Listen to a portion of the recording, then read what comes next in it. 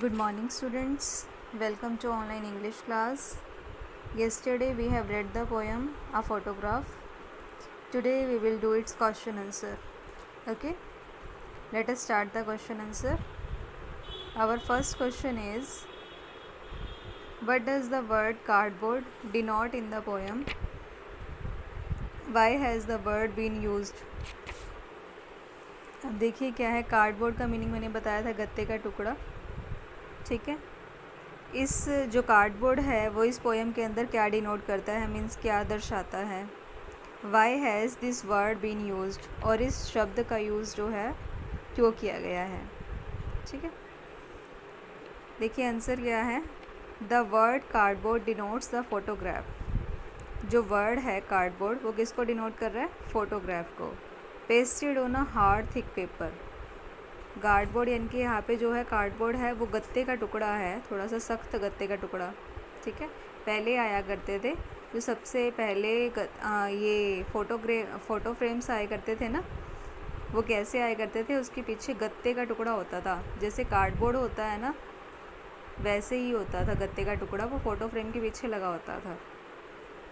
ठीक है, तो क्या है, the word cardboard denotes the photograph. किसको डिनोट कर रहा है, फोटोग्राफ को. पेस्टेड होना, किसके ऊपर पेस्ट है, हार्ड थिक पेपर के ऊपर. ठीक है, थोड़े सख्त पेपर के ऊपर वो फोटोग्राफ पेस्ट किया हुआ है.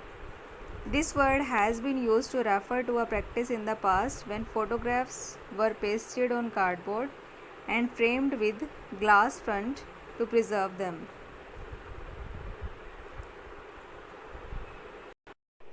देखिए, this word has been used.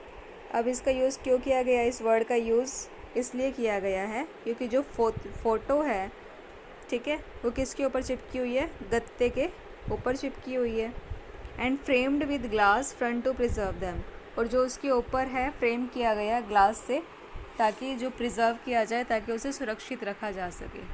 ठीक है, पहले जो ज़माने में फ़ोटो फ्रेम्स होते थे ना, तो वो कैसे होते थे, शायद किसी ने देखा हो. अब तो ऐसे नहीं आते. पहले ज़माने में जो हुआ करते थे, मैंने भी देखे हुए अपने बचपन में, बट अपने नहीं देखे हुए. तो वो कैसे होती है, पीछे गत्ते का टुकड़ा होता था. ठीक है, उसको स्पॉट करने के लिए एक और टुकड़ा लगा होता था ताकि वो टिक जाए स्टैंड. और आगे जो है शीशा होता था. ठीक है, ताकि वो जो है फ़ोटो को सेव कर सके. ठीक है, तो इसलिए क्या लिखा हुआ है, framed with glass front to preserve them. ठीक है, ओके. देखिए नेक्स्ट क्वेश्चन क्या है, what has the camera captured. अब क्या है, कैमरे ने किस दृश्य को कैप्चर किया हुआ है, कैमरे ने क्या कैप्चर किया हुआ है. The camera has captured the 3 girls. कैमरे ने जो है 3 गर्ल्स को कैप्चर किया हुआ है. The poet's mother and her 2 cousins, Betty and डोली. ठीक है, जिस पिक्चर में कैप्चर किया हुआ है, मीन्स जो फ़ोटो है उसमें कौन कौन है, एक तो पोइट्स की मदर है और एक उसकी 2 कज़न्स हैं, बैटी और डोली. In their swimming dresses with the poet's mother in the middle and the 2 cousins. ठीक है, on either side holding her hands. देखिए क्या है, जो कैमरे के अंदर कैप्चर है वो 3 गर्ल्स है. कौन कौन है, एक पोइट की मदर है, एक 2 कज़न्स है उसकी, बैटी और डोली, अपने स्विमिंग ड्रेसेस में है. ठीक है, और जो है पोइट की मदर के साथ है, विद द पोइट्स मदर. और जो पोइट्स की मदर है इन द मिडल, वो कहाँ पे है, मिडल में है. एंड द 2 कज़न्स, और जो उसकी 2 कज़न्स है वो क्या है, आइदर साइड, दोनों उसके साइड है. ठीक है, एक इस साइड है और एक उस साइड है, और पोइट की मदर बीच में है. होल्डिंग हर हैंड्स, और उन दोनों ने क्या किया हुआ है, पोइट की मदर का जो हैंड है दोनों साइड से पकड़ा हुआ है. ठीक है, और यहाँ पे लिखा हुआ है and walking we fit in sea water. आप इसको नहीं लिखेंगे, आप इसके बाद लिखेंगे एंड स्माइलिंग विद डिलाइट. ठीक है, और वो जो है खुशी से मुस्कुरा रही है. ठीक है, या फिर वह प्रसन्नचित और मुस्कुरा रही है. ठीक है, यहाँ पे आप क्या करेंगे, walking we fit in sea water, इसको नहीं लिखेंगे, आप यहाँ लिखेंगे एंड स्माइलिंग विद डिलाइट. ठीक है, आप ये लिखेंगे इसके अंदर. ओके,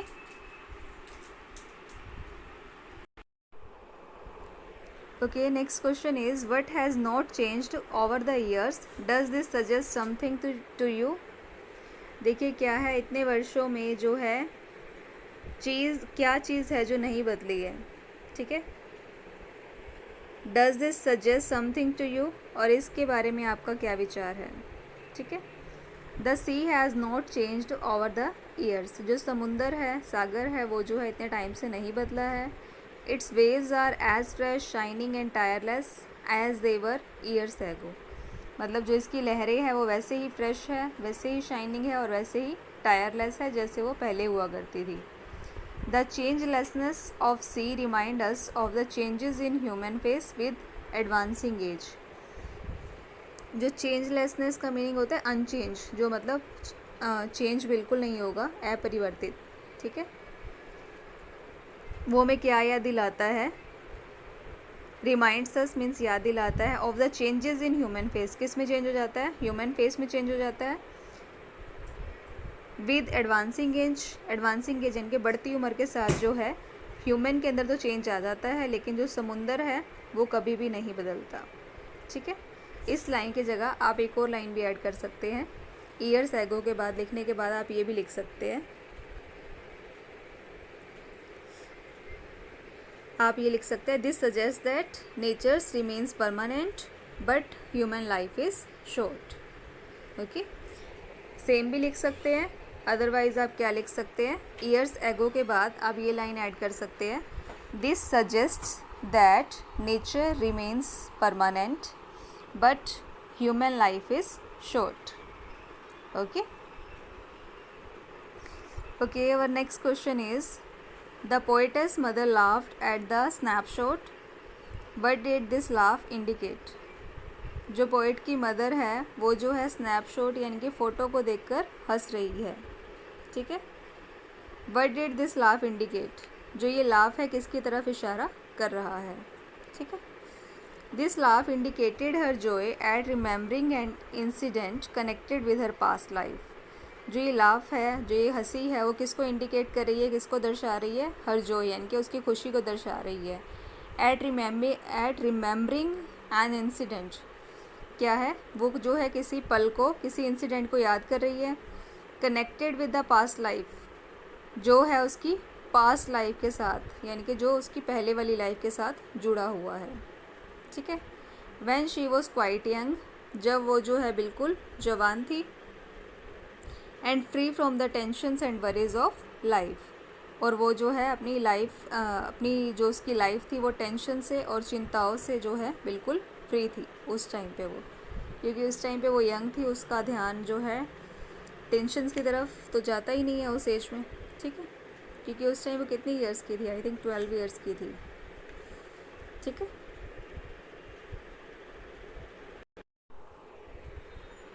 ओके, नेक्स्ट क्वेश्चन क्या है, what is the meaning of the line, यानी कि इस लाइन का मीनिंग क्या है। Both ray with the labored is of loss, यानी कि जो ये दोनों थे, वो दोनों क्या है, जो पोइट था और उसकी मदर थी, वो क्या है, दोनों जो भी हुआ था वो उससे खुश भी थे और दुखी भी थे, ठीक है। तो इस लाइन का हमने मीनिंग बताना है क्या है। अब पोइट क्या कर रहा था, पिक्चर को देख रहा था, ठीक है, और पिक्चर के अंदर उसे क्या नज़र आ रहा था कि जो उसकी मदर है वो जो है खुश नज़र आ रही थी उसे, ठीक है। और पोइट क्या देख रहा था, अपनी माँ को उसके अंदर हंसता हुआ नज़र आ रहा, जो कवि था उसके अंदर, उस फोटो के अंदर उसे क्या नज़र आ रहा था कि उसकी माँ जो है बहुत खुश है, लेकिन उसी समय उसे दुख महसूस होता है कि अब जो है उसकी माँ ज़िंदा नहीं है, ठीक है। इसलिए ये चीज़ जो है उसके माइंड में क्या करती है, स्टक कर देती है, ठीक है। उसकी जो, तो वो उसके माइंड में ये आ जाता है, वो खुश भी होता है, फ़ोटो को देख के तो खुश होता है, लेकिन इस बात से दुखी होता है वो कि अब जो है उसकी मदर उसके साथ नहीं है। ओके, देखिए क्या है, the sea holiday and the laughter of poet's mother are incidents of the past. जो छुट्टियाँ थी, समुंदर पे छुट्टियाँ बिताई थी जो उन्होंने, और जो उसकी हंसी थी, जो पोइट की मदर की हंसी थी, ये जो थे पास्ट के इंसिडेंट्स थे। There is a sense of loss associated with them, यहाँ पे जो था एक लॉस था जो उनसे जुड़ा हुआ था। Both are amusing yet disappointing as the state of feeling comfortable और रिलैक्स्ड इज़ अननेचुरल और forced one. Both are amusing यानी कि कुछ उन्हें कुछ मनोरंजक तो था, फ़ोटो को देख के उन्हें अच्छा तो लग रहा था, येट डिसअपॉइंटिंग लेकिन फिर भी उसे निराश कर रहा था। As the state of feeling comfortable और रिलैक्स्ड इज़ अननेचुरल, क्योंकि जो इस टाइम उनकी सिचुएशन थी वो उसे आराम देने की बजाय क्या आराम देती या फिर उसे खुशी देती, लेकिन ये सब क्या था, अननेचुरल था और वो जो थे इस स्थिति के ऊपर मजबूर थे। ठीक है, this sense of loss is quite painful to bear. तो इसलिए जो उनको लॉस हुआ था इस टाइम पे, ये जो है उससे जो कवि था उसको ये सहन नहीं हो रहा था, उसके लिए ये जो था काफ़ी दर्दनाक था। ठीक है, क्योंकि जो उसकी माँ थी अब उसके साथ नहीं थी, वो मर चुकी थी और वो फ़ोटो देख के उस मोमेंट्स को याद कर रहा था तो वो अच्छा लग रहा था, लेकिन जब वो याद करता है कि मेरी मदर अब नहीं है, वो मर चुकी है, तो इस बात से वो जो है दुखी हो रहा था। ठीक है, नेक्स्ट देखिए, what does this circumstance refer to. Circumstance का मीनिंग यानी कि जो सिचुएशन, ठीक है, परिस्थिति क्या रेफ़र कर रही है। This circumstance refer to the death of the poet's mother, means ये परिस्थिति किसकी तरफ रेफ़र कर रही है, जो पोइट की मदर है वो मर चुकी है। Okay okay, our next question is the three stanzas depict three different phases, name them. जो थ्री स्टेंजर्स है वो डिपिक्ट यानी कि वर्णन करना, क्या वर्णन करते हैं, थ्री डिफरेंट फेसेस को वर्णन करते हैं, उसके बारे में बताते हैं, हमने उसके बारे में बताना है, नेम दैम। फर्स्ट क्या है, the girlhood of the poet's mother, the period before the birth of the poet. जो पहला है उसमें क्या है, the girlhood of the poet's mother, यानी कि जो पोइट्स की मदर थी वो क्या है, काफ़ी छोटी थी, ठीक है, गर्ल थी। The period before the birth of the poet, ये वो टाइम था जब पोइट का भी जन्म नहीं हुआ था, क्योंकि उसकी मदर उस टाइम छोटी थी, गर्लहुड दिखाया हुआ है। ठीक है, यानी कि उस टाइम पोइट का बर्थ नहीं हुआ था। सेकेंड क्या है, her middle age, the period during the childhood of the poet. Second में क्या दिखाया हुआ है, मिडल एज में क्या था, द पीरियड वो टाइम दिखाया हुआ है during the childhood of the poet, जिसके अंदर जो है कवि का बचपन दिखाया गया है। ठीक है, और थर्ड में क्या है, period after the death of the poet's mother. Third में क्या है, वो टाइम है जब जो है पोइट्स की मदर मर चुकी थी। ओके, तो इन थ्री सिचुएशंस का थ्री स्टेंजर्स के अंदर हमारा यूज़ हुआ है, जो हमारी पोएम के अंदर थ्री स्टेंजर्स है उन तीनों के अंदर ही है। फर्स्ट में जो है पोइट्स की मदर जब समुंदर के ऊपर छुट्टियां मना रही है, ठीक है। सेकंड के अंदर उसका चाइल्डहुड दिखाया हुआ है पोइट का, और थर्ड स्टेंजर के अंदर क्या है, जो पोइट की मदर है वो मर चुकी है। Okay okay students, we have completed this poem and this question answer. Okay okay students, this is about for today's class. Thank you.